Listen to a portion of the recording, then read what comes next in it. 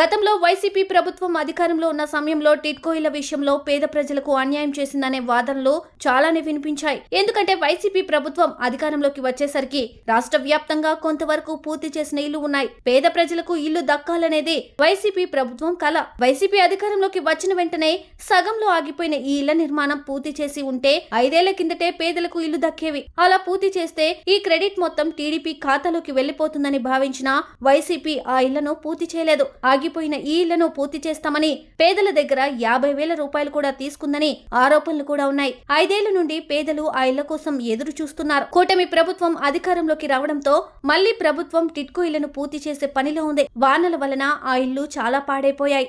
అలాగే చాలా ఇళ్ల చుట్టూ తుప్పలు వచ్చేశాయి. మళ్లీ ఇన్ని ఏళ్ల తర్వాత ఆ ఇళ్లను పూర్తి చేయాలంటే చాలా డబ్బు అవసరమవుతుంది. ప్రస్తుతం ఖజానాలో డబ్బు లేని ప్రభుత్వం హడ్కోకి ఈ విషయం చెప్పడంతో హడ్కో రుణం ఇచ్చేందుకు సిద్ధపడిందని సమాచారం.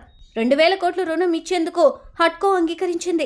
ఈ నెలలో రుణం వచ్చిన వెంటనే మళ్లీ ఆ ఇళ్ల నిర్మాణం మొదలు కానుంది. 4 లేదా 5 నెలల్లో ఆ ఇళ్లను పూర్తి చేసి ఇవ్వనుంది ప్రభుత్వం. ఇది వరకు ఆ ఇళ్ల కోసం అప్లై చేసుకున్న వారు తమ దగ్గర ఉన్న అక్నాలెడ్జ్మెంట్ ని తీసి పెట్టుకుని ప్రభుత్వం ఇల్లు ఇచ్చే సమయంలో అధికారుల దగ్గరకు వెళ్లి తాము ముందే అప్లై చేసుకున్నామని చెప్పవచ్చు. ఒకవేళ కొత్త మార్గదర్శకాలు వచ్చినట్లయితే వాటిని అనుసరించి ఇల్లు పొందేలా చూసుకోవాలి.